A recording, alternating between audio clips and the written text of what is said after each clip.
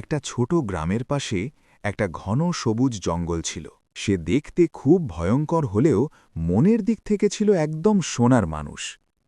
Hulk একা থাকত না, তার সঙ্গে থাকত তার প্রিয় সবুজ রঙের কুকুর, নাম তার গ্রিনো। গ্রিনো ছিল খুব বুদ্ধিমান আর সাহসী। হাল্ক যেখানে যেত, গ্রিনোও সেখানে ছুটে যেত। দুজনে মিলে জঙ্গলে ঘুরে বেড়াত, নদীতে খেলত আর গ্রামের মানুষদের সাহায্য করত। একদিন গ্রামের সবাই খুব চিন্তায় পড়ে গেল। জঙ্গলের ভেতরে একটা ছোট বাচ্চা হারিয়ে গেছে। সবাই ভয় পাচ্ছিল, কারণ জঙ্গলটা খুব গভীর। খবর পেয়ে হাল্ক আর গ্রিনু সঙ্গে সঙ্গে সাহায্য করতে বেরিয়ে পড়ল।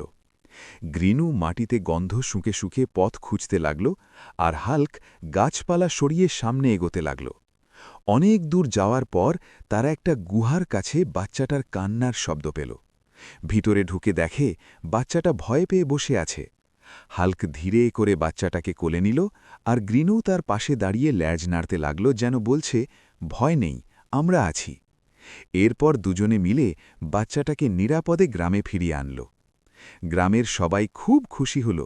তারা বুঝল হাল্ক শুধু শক্তিশালীই না, তার মনটাও বিশাল বড়। আর গ্রিনু, সে শুধু কুকুর না, সে হাল্কের সবচেয়ে ভালো বন্ধু।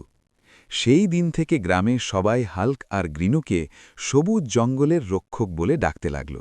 সবুজ জঙ্গল আর তার অভিন্ন চুলওয়ালা রক্ষক, তার জঙ্গলি আর ফর্সা সঙ্গী।